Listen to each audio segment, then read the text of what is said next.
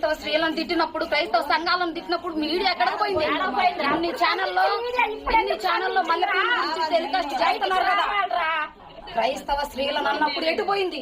Titles ఏంటండి? మల్లెపూల మంట, మల్లెపూల రచ్చ, షాలేమన్న అండర్ కవర్ లోకి వెళ్ళిపోయాడు, షాలేమన్న అరెస్టు.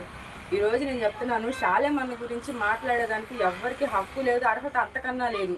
ఈరోజు షాలేమన్న కొన్ని లక్షల మందికి ఆత్మీయ తండ్రిగా ఉన్నాడు. ఆయన ఈరోజు కొన్ని వేల మందిని పోషిస్తున్నాడు. ఈరోజు అనాథులను పోషిస్తున్నాడు, విధవరండ్రులు సైతం పోషిస్తున్నాడు. ఏం తెలుసని షాలేమన్న గురించి మాట్లాడుతున్నారు. ఒక గంట తల్లో పెట్టుకుంటే వాడిపోయే పూల గురించి ఈ రకంగా మాట్లాడుతున్నారే. మరి మణిపూర్ ఘట్టంలో ఒక స్త్రీని బట్టలు లేకుండా తాకుడున్న ప్రదేశాల్లో తాకి అంత హింసించారు. మరి ఆ రోజు ఏమైపోయారు వీళ్ళంతా?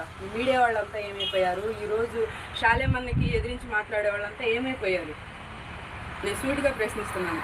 ఒక ఉపమానాన్ని మల్లెపూలు అని ఒక టైటిల్ పెట్టుకొని ఈరోజు ఏదైతే మాట్లాడకూడదో ఎంత అసభ్యకరమైన పదజాలంతో మరియమ్మ తల్లిని దూషించి, బైబిల్ని దూషించి, ఈరోజు ఒక మదం ఎక్కిన ఒక పిచ్చి కుక్క దైవజనుల భార్యల్ని మాకు అప్పగించండి అంటున్నారు. రోషం రావట్లేదా క్రైస్తవులకి? రోషం రావట్లేదా క్రైస్తవులకి? ఈరోజు ఇది మనకి సంబంధించింది కాదులే, ఇది ఒక సంఘానిది అని ఎవ్వరూ అనుకోవద్దు. దయచేసి నేను ప్రతి క్రైస్తవురాలకి నేను ఇచ్చే పిలుపు ఏంటంటే, ఈ విషయంలో ఎవరైనా సరే రెస్పాండ్ అవ్వకపోతే మన చేతులతో మనమే దేవుణ్ణి దూషణకు అప్పగించిన వారం అవుతాం. దయచేసి ప్రతి ఒక్కళ్ళు ఈ విషయంలో స్పందించాలని నేను కోరుకుంటున్నాను. ఎంతసేపటికి మా భారత స్త్రీలు అంటారే, మేము వాళ్ళల్లో లేమా? మేము భారత స్త్రీలం కాదా? మేమెవరిమి? మేము ఎక్కడి నుంచి అన్నా ఊడిపడ్డామా? ఎక్కడి నుంచి అన్నా వచ్చామా? కాబట్టి మీరు అందరినీ ఒకే దృష్టితో చూడటం నేర్చుకోండి ముందు. ఎందుకంటే క్రైస్తవులు ఒకళ్ళు, హిందువులు ఒకళ్ళు అని మతకాల్లో రేపొద్దు. వాళ్ళని వేరు వీళ్ళని వేరు అని మాట్లాడితే మాత్రం ఇంకొకసారి ఊరుకునేది లేదు. కనీసం ఇప్పుడైనా సరే ఏదైనా ఆలోచించి గవర్నమెంట్ సరైన నిర్ణయాన్ని తీసుకోకపోతే, ప్రభుత్వం స్పందించకపోతే ఈ ఎప్పటికీ ఆగేదే లేదు. చాలే మనకి సారి చెప్పేంత వరకు కూడా మేము ఆగము. అసలు మీరు ఎందుకు మాట్లాడుతున్నట్టుందంటే వీడియోల్ని మీరు ఇది చేసుకోవటానికి మాట్లాడినట్టుంది, చిల్లర డబ్బులు పెంచుకోవటం కోసం, వాటి కోసం మాట్లాడినట్టుంది. ఎందుకంటే అన్న గురించి మాట్లాడితే అందరూ చూస్తారు కదా, అందుకు మాట్లాడినట్టుంది. నువ్వు స్త్రీలని, భారతీయ స్త్రీలని ఏదైనా ఒప్పుకోమన్నారు కదా, మరి అనంతపూర్ పాస్టర్ గారి భార్య స్త్రీ కదా, కాదమ్మా? వినపడలేదా మీకు? చూడలేదా? చెవుల్లో చెట్లు మలిసినాయా? షాలేమన్న అన్న మాట గుర్తుకొచ్చిందా? మీడియా వాళ్ళు మొత్తం వచ్చారు ఇప్పుడు. అప్పుడేమయ్యారు? ఎందుకు మాట్లాడట్లేదు ఇవన్నీ? మరియమ్మ తల్లి తొమ్ము కొట్టలాగా అన్నదా? చూసారా మీరు? వాళ్ళ దేవుళ్ళు అంటే వాళ్ళు ఊరుకుంటారు. పరిశుద్ధాత్మ దేవుడి ద్వారాగా ఆయన జన్మించాడు. వాక్యాలు మీరు వినలేదనుకో గౌరవించండి కనీసం. మేము అనలేదే మీ దేవుళ్ళని. ఎందుకు మాట్లాడుతున్నారు? మేమంటే మీరు సహించరు కదా, మేమంటే ధర్నాలు చేస్తారు కదా, మేమే సహించాలా? క్రైస్తవులు అంటే అంత చేతకాని వాళ్ళ? మీరేం మాట్లాడతారా? ఎక్కువ తక్కువ ఎవరైనా కానీ మాట్లాడకూడదు. ఏమ్మా ప్రియా చౌదరి గారు, స్త్రీలనంటే షాలేం రాజు గారు ఒప్పుకోను అని ఖండిస్తా ఉన్నావు కదా, మరి ఇవన్నీ మాట్లాడలేదు. మరి పార్వతి మాట్లాడుతుంది, మరి వీళ్ళందరూ కరుణాకర్ గారు వీళ్ళందరూ మాట్లాడుతూ ఉన్నారు కదా, ఈ మాట్లాడినట్టుగా ఎందుకు సమాధానం చెప్పట్లేదు మీరు? మరి బయటకు వచ్చి ఎందుకు మాట్లాడరు మీరు? క్రైస్తవులు షాలేం అన్నాయి, మిమ్మల్ని పూలు పెట్టుకుంటూ వ్యభిచారులు అన్నారా? వేసి అన్నాడా? చూపిండి ఎక్కడ అన్నాడు? వాడు ఎవడో ఒక ముక్క కట్ చేసి దీన్ని ఇంకో దాన్ని కల్పించి అది పెడితే ఎవరు ఏందని తెలుసుకొని మాట్లాడండి.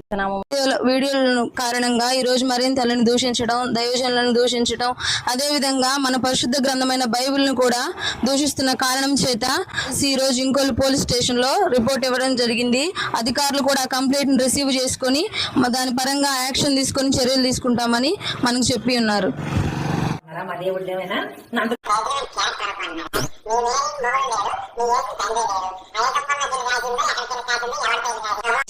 పెట్టారు వేరే జాకెట్ ఇప్పి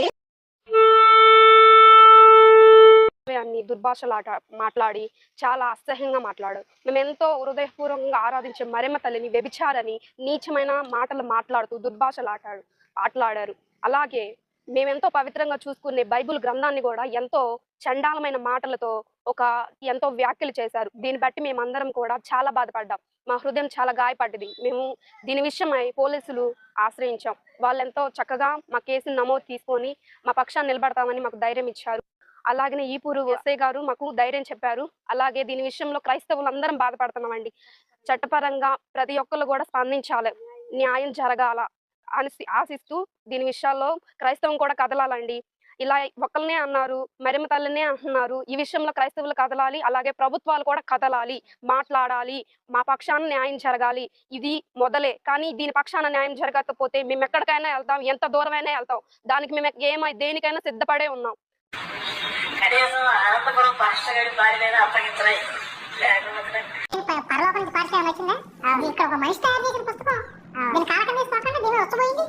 మనం ఎంతో పవిత్రంగా చూసుకునే యేసు ప్రభువుని ఎంత చండాలంగా మాట్లాడారంటే అవి ఏంటని కూడా ఎంతో చండాలంగా ఉన్నాయి. మీరు ఆ తమ్నెల్స్ చూస్తుంటే మీకు అర్థం అవుతుంది వాళ్ళు ఎంత చండాలంగా ఎంత అసభ్యకరంగా పెట్టారు. ఆ తమ్నెల్స్ అనేది మీకు తెలుస్తుంది.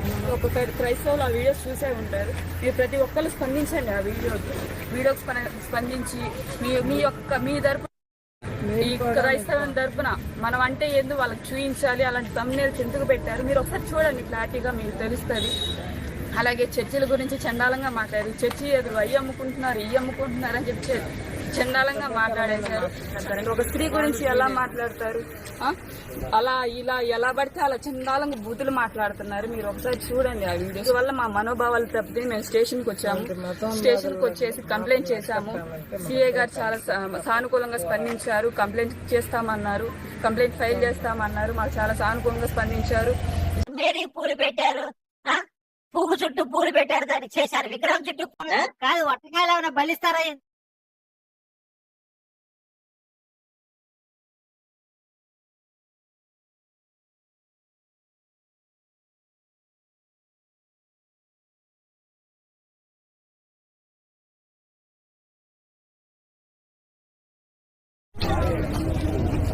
క్రైస్తవులను రెచ్చగొట్టే మాటలు మాట్లాడుతున్నారని ఇక్కడ మేము కంప్లైంట్ ఇవ్వడానికి వచ్చాము. ఎస్ఐ గారు మేము ఇచ్చిన ఫిర్యాదుకు స్పందించి హామీ ఇచ్చాడు. అలాగే చెప్పేది ఏంటంటే క్రైస్తవులను కించపరిచే మాటలు ఇంకెక్కడ మాట్లాడొద్దని, మరియమ్మ తల్లి గురించి అలాగే లోకరక్షకుడి గురించి మీరు ఆ మాటలు, బైబిల్ గ్రంథం గురించి ఆ మాటలు మాట్లాడకూడదని మేము ఇక్కడ కంప్లైంట్ ఇవ్వడానికి వస్తే ఎస్ఐ గారు దాన్ని స్వీకరించారు. పప్పు చెప్తే వాళ్ళు చేస్తాడంట, అదేమంటే బైబిల్ మీద ప్యాస్ పోతాడంట. అదేనా చేసేది? ఒక స్త్రీల మీద, ఒక సేవకుల భార్యల మీద ఎట్లైనా చేసేది? మాకు న్యాయం. మీకు అందరికీ నా వందనాలండి.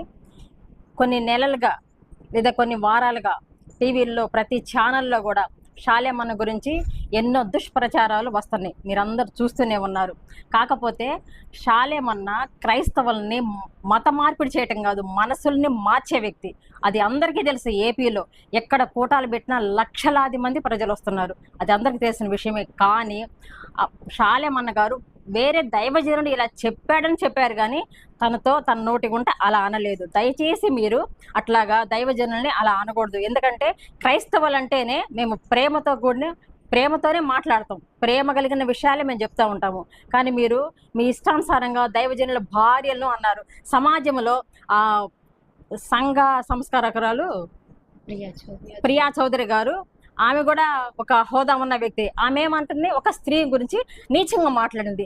ఆమె స్త్రీ, యాజ్ ఏ నేను కూడా స్త్రీని, కానీ అలా మాట్లాడటం కరెక్ట్ కాదు. భారతదేశంలో ఫస్ట్ ఆఫ్ ఆల్ స్త్రీకి విలువ ఇవ్వాలా. ఆమె విలువిచ్చినప్పుడు మేము కూడా విలువిస్తాం. కాబట్టి స్త్రీని అన్నది కాబట్టి మాకు కూడా రోషం వచ్చింది. మేము కూడా నడి రోడ్డు మీదకి వస్తాము, మేము ధర్నా చేస్తాము, నిరాహార దీక్ష పొందుతాము, ఏమైనా చేయగలం, దేనికైనా సిద్ధంగానే ఉన్నాము. కాబట్టి దైవజనులు మాత్రం అలా అనకూడదు.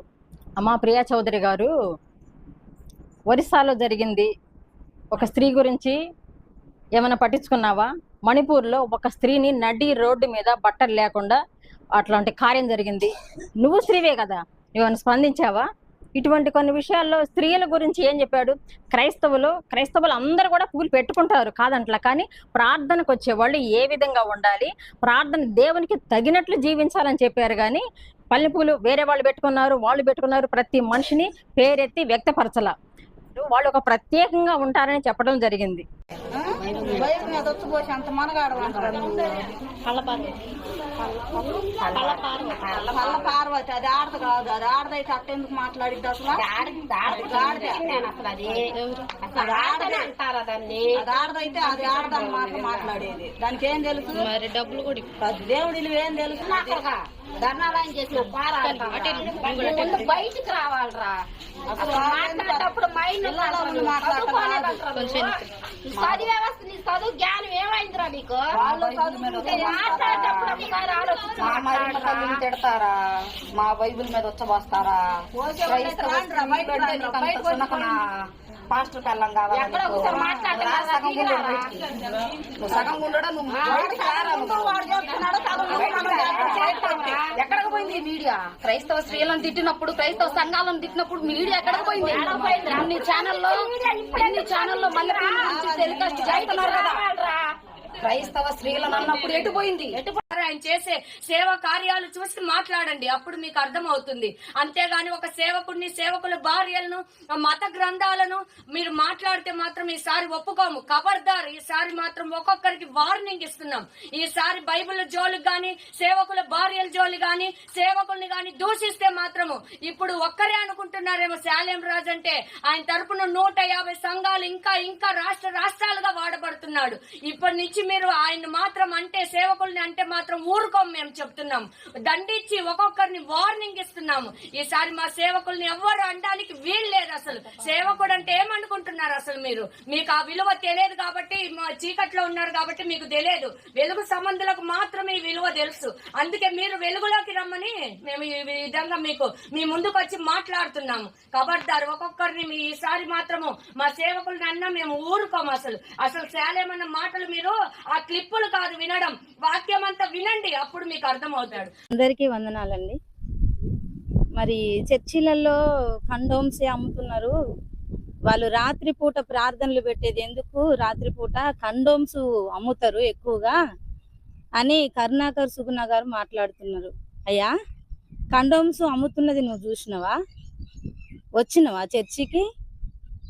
మరి నువ్వు కూడా ఒకప్పుడు చర్చికి వెళ్ళినావని చెప్పుకుంటున్నావు కదా, నువ్వు కూడా బైబిల్ గ్రంథం చదివినా అని చెప్తున్నావు కదా.